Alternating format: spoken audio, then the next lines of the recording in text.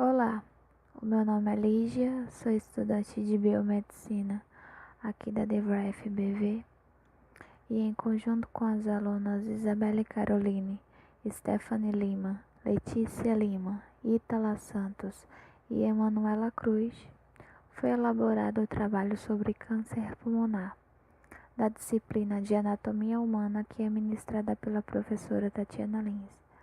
O trabalho conta com o apoio da professora doutora Janaína Mello. O trabalho tem como objetivo tanto a explanação sobre o câncer pulmonar, quanto a aplicabilidade do profissional da área de biomedicina, de fisioterapia e de educação física no decorrer da vida desse paciente diagnosticado. Bom, então vamos lá.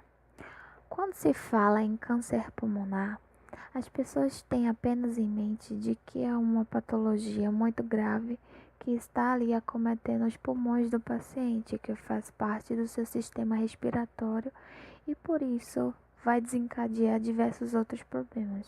Isso está correto. Mas nesse vídeo nós temos como intuito explicar o que era o câncer pulmonar e seus diversos tipos, como essa patologia ocorre e por que ocorre.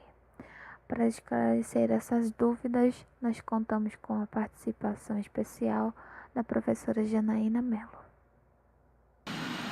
Bom dia, meu nome é Janaína Mello, eu sou professora de algumas disciplinas do curso de saúde aqui da Faculdade FBV. A minha formação é em Biologia, eu me formei pela Universidade Federal do Rio de Janeiro. Depois eu fiz o meu mestrado na Fundação Oswaldo Cruz, ainda lá no Rio, mestrado em Biologia Celular e Molecular, e posteriormente eu fiz o meu doutorado já aqui em Recife, também pela Fundação Oswaldo Cruz, mas na unidade que tem aqui o Centro de Pesquisas Ageu Magalhães, o doutorado em Ciências. Bem, eu fui convidada por algumas alunas do curso de Biomedicina para falar um pouquinho sobre câncer pulmonar. Na verdade, o câncer, de uma forma geral, ele não é uma única doença, Eles são várias doenças que têm uma característica em comum, que é a proliferação irregular, a proliferação descontrolada de células que crescem, então, fazendo um tumor, A característica é que as células perdem, então, esse controle de quando elas têm que parar a divisão celular. Então, o câncer também chamado de neoplasia, As neoplasias podem ser benignas e malignas, e quando ela é maligna, então ela é chamada aí de câncer, O câncer pulmonar, ele está relacionado, grandemente, o grande fator que desencadeia o câncer, ou que liga esses oncogenes dentro das nossas células, e as quais perdem esse controle do crescimento, da divisão celular, está muito relacionado, então, com o tabagismo, As células, o que acontece quando a gente coloca uma célula para crescer numa monocamada, em cultura, por exemplo, as células elas têm também um limite dado desse crescimento, até mesmo pelo contato. Quando elas ocupam toda a superfície aí de uma célula, de uma placa de cultivo celular, elas entendem que elas têm que parar de se dividir.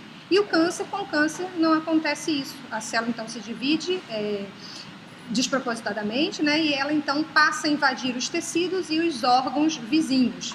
Alguns cânceres são extremamente invasivos, eles podem causar metástase, ou seja, migrar células desse ponto, local onde ele está crescendo, essa célula migrar pela corrente sanguínea e invadir aí outros órgãos, outros tecidos no corpo, Como eu disse para vocês, o câncer pulmonar, a principal causa atualmente do câncer de pulmão é realmente o hábito de fumar, é o tabagismo.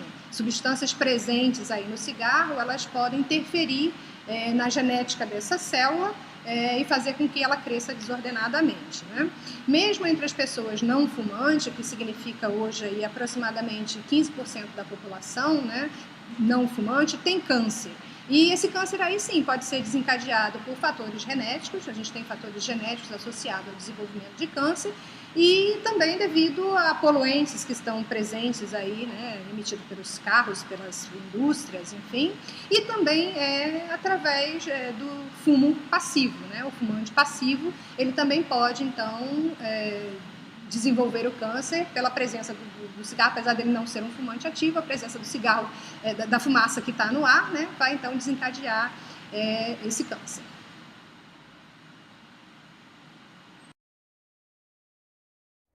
Agora que já sabemos um pouco mais sobre câncer pulmonar, vamos para a parte do diagnóstico, que é a parte em que o profissional biomédico está mais envolvido com o paciente.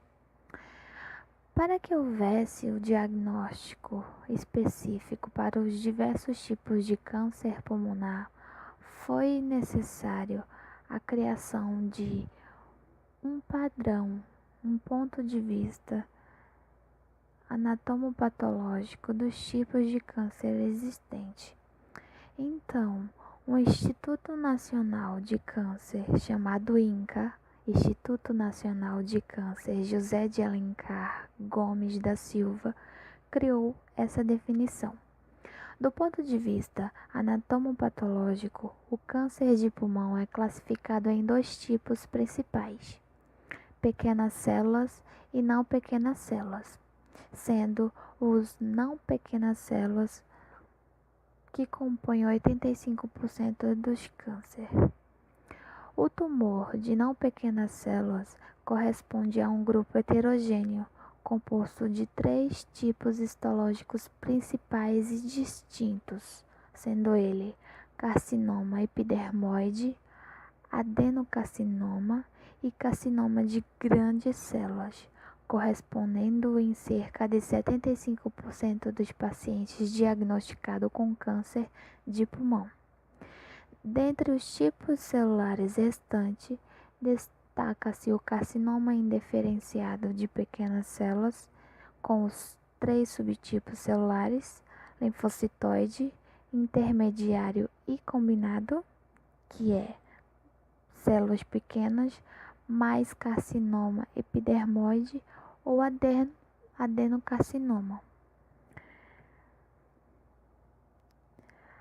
A partir dessas definições, foi-se necessário a elaboração de exames mais específicos e que detectam os tipos de câncer e também os seus estágios mais especificamente. Os estágios serão falados posteriormente.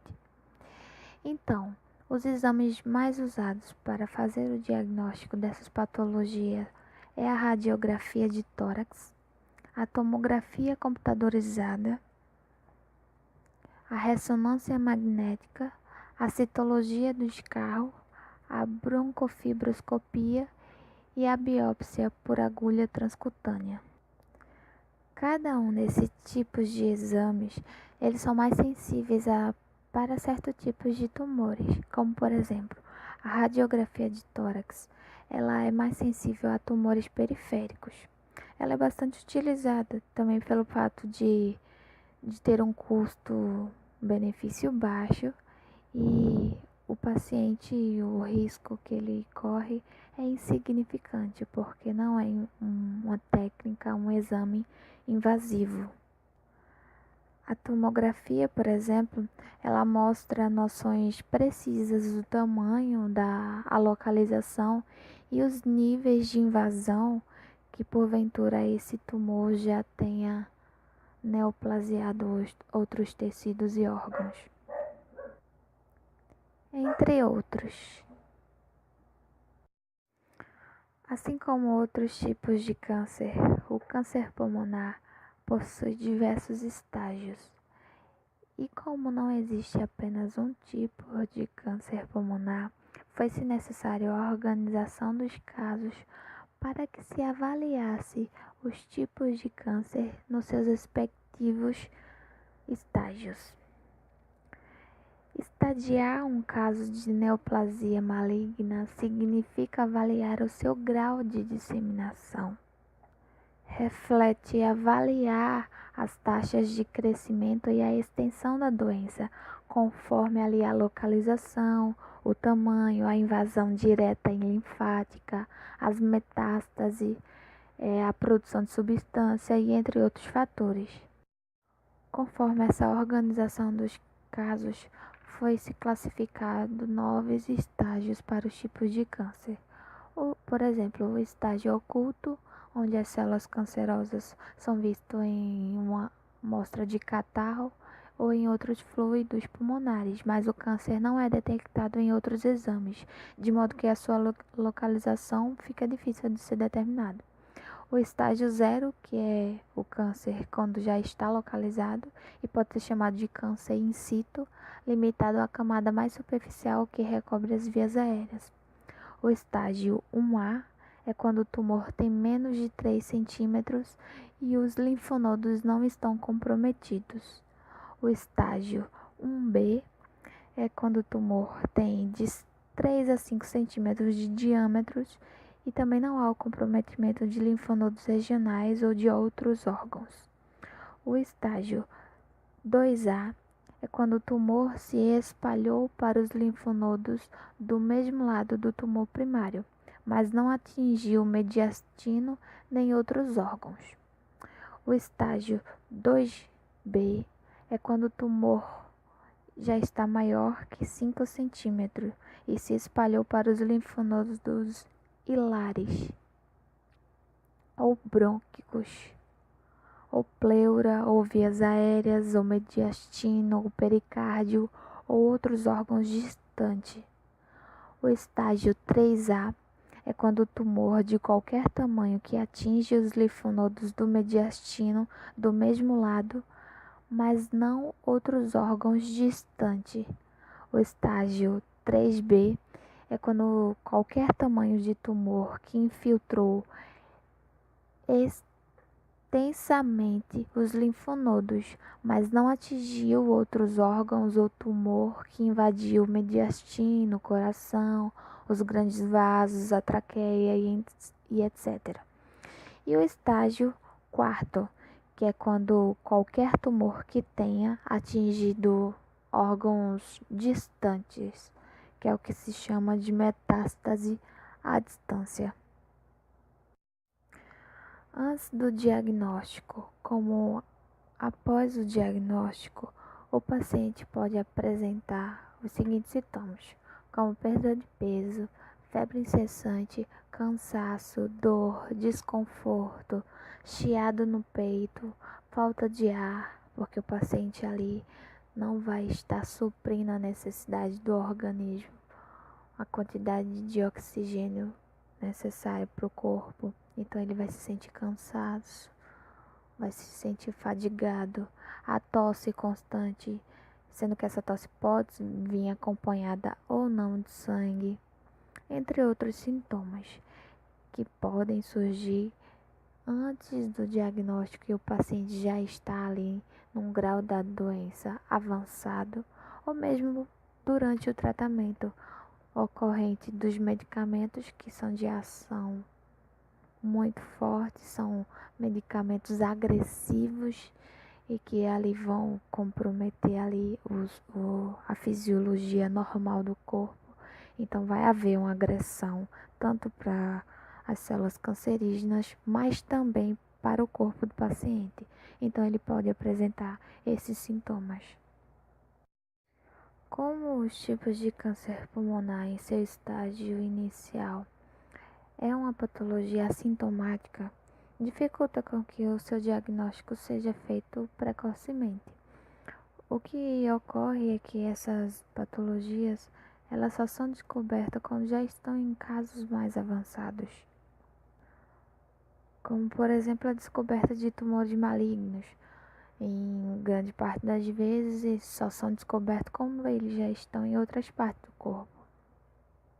O que vai ali diminuir a quantidade de vida que o paciente terá pelo fato de que se houvesse um diagnóstico prévio ali no início, na fase inicial da doença, poderia ter um tratamento e aí ter a opção de ser curado. Pelo fato de ser um diagnóstico tardio, muitas das vezes não dá muita chance ao paciente.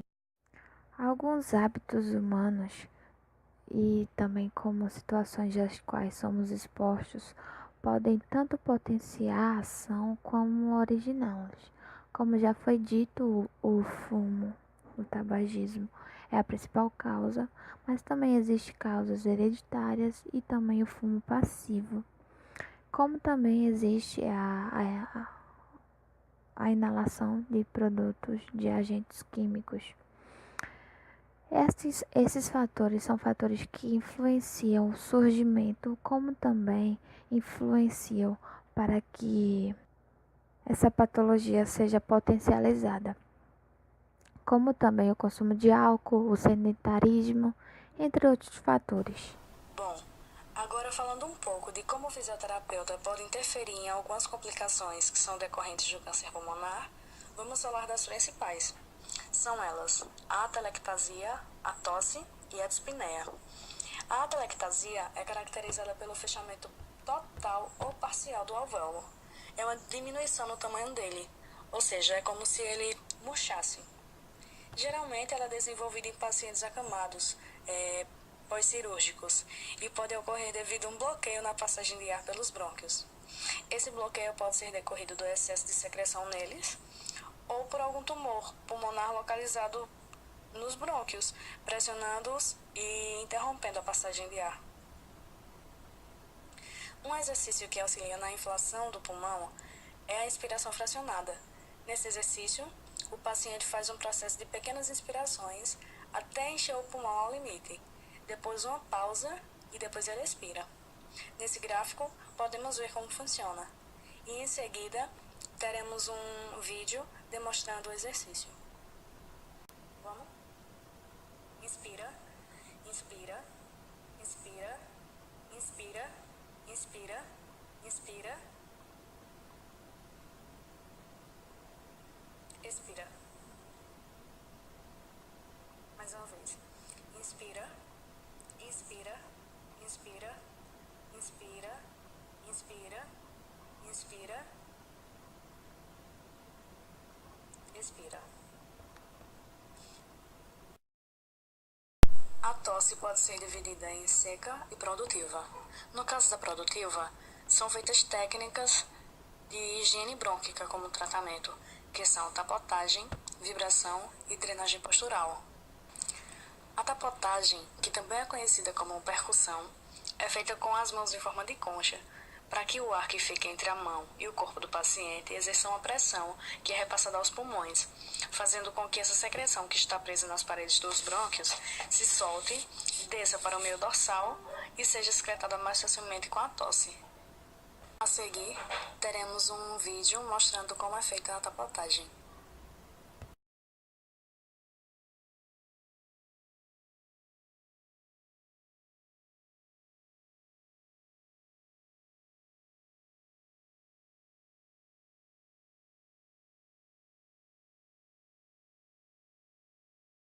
Outra técnica de higiene brônquica é a vibração, que também é utilizada para ajudar a excretar a secreção. Nessa técnica, o profissional deixa as mãos espalmadas e contrai os músculos do antebraço, causando uma vibração. Levando em consideração que a secreção está localizada na parte torácica do paciente, a técnica é feita mais ou menos da seguinte forma. O músculo do antebraço contraído faz uma vibração e pressiona a parte torácica do paciente.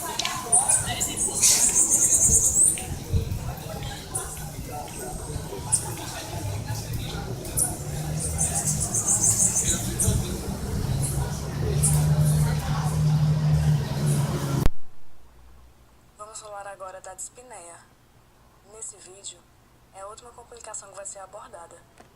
Então, o que é a dispneia? A dispneia nada mais é do que a complicação caracterizada pela falta de ar.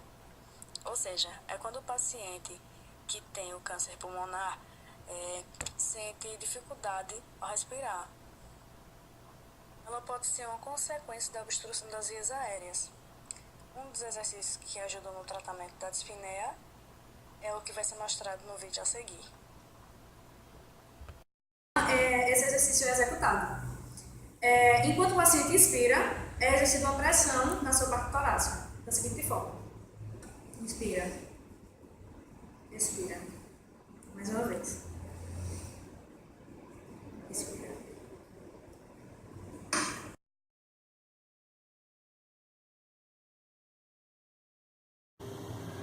Eu vou falar um pouquinho sobre câncer pulmonar e atividade física, sobre os benefícios dos exercícios físicos para pacientes com câncer pulmonar.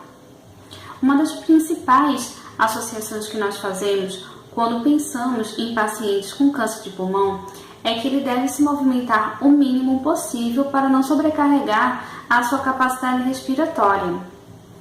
Só que não é bem assim. Se pensarmos dessa forma, a atividade física estaria totalmente fora de cogitação. Hoje em dia, nós sabemos que o paciente com câncer pulmonar, após várias pesquisas que foram feitas, ele tanto pode como ele deve fazer atividade física. O paciente com câncer de pulmão, ele pode fazer atividades físicas específicas que venham melhorar a sua capacidade pulmonar e venham melhorar o seu organismo como um todo. A prática de atividade física de uma forma regular deve ser parte integrante do tratamento de câncer pulmonar, visando a melhoria dos sintomas, como aumento da tolerância da capacidade física, melhoria da qualidade de vida, diminuição do tempo de internamento dos pacientes e a diminuição das complicações pós-operatórias, salientando que os pacientes que fazem exercícios físicos antes das cirurgias, eles têm uma operabilidade bem melhor e diminui também os riscos pós-operatórios. É importante salientar que o paciente, para poder ter essa prática de atividade física, ele precisa de um aval médico, porque cada paciente ele tem uma avaliação diferenciada, pois cada um ele tem um tipo de incapacidade que deve ser avaliado então pelo médico e ser liberado para que assim ele possa então fazer a atividade física de acordo com a sua capacidade. Eu fiz alguns vídeos que mostram alguns tipos de exercícios que podem ser feitos por pacientes de câncer pulmonar, que seria no caso só demonstrativo. Cada atividade física realizada dependerá do grau da doença do paciente. Levar em consideração tipo de estadiamento da doença, tipo de tratamento, condicionamento físico do paciente. A indicação dos exercícios vai a partir de uma série de fatores, como presença ou não de doenças crônicas ou de dor na coluna e no joelho. Durante a prática, o especialista vai analisar dados como o nível de cansaço do paciente, a oxigenação do sangue, a pressão arterial. Pode ocorrer de alguns casos o paciente tem que fazer exercícios com oxigênio até que ele consiga ter uma melhora no condicionamento. A partir de todo esse histórico, podemos indicar físicas como um treino de alongamento, corridas, esteiras, levantamento de pesos, trabalhando com os membros superiores, também o Pilates, que também é uma boa opção, bicicleta, dentre outros tipos de exercícios, mas tudo dependerá das limitações do paciente. Nisso, teríamos então algumas precauções que podem ser feitas também dos exercícios, com alguns exames, certificar se os níveis sanguíneos estão adequados, não fazer exercícios físicos se estiverem com anemia, se sentir cansaço, sem vontade de praticar exercícios, tente pelo menos fazer uns 10 minutos de alongamento diariamente. Tudo vai depender do grau da doença do paciente. Se tiver algum tipo de problemas de equilíbrio, prefira bicicleta, ergométrica, esteira. E observar se tiver alguma ocorrência de sangramentos, especialmente algum anticoagulantes, evitar piscinas com cloro, se tiver feito radioterapia. Então, são vários fatores que possam então interferir ou prejudicar nessa situação que devem ser observados. Outra questão também do câncer é a fadiga, que também a maioria dos pacientes com câncer percebe que tem muito menos energia que antes. Então, o tratamento, cerca de 70% dos pacientes apresentam esse tipo de fadiga. Então, os exercícios aeróbicos, eles podem muito ajudar a esse tipo de situação. O tratamento de câncer envolve principalmente quimioterapia e radioterapia, no que acaba debilitando os demais pacientes.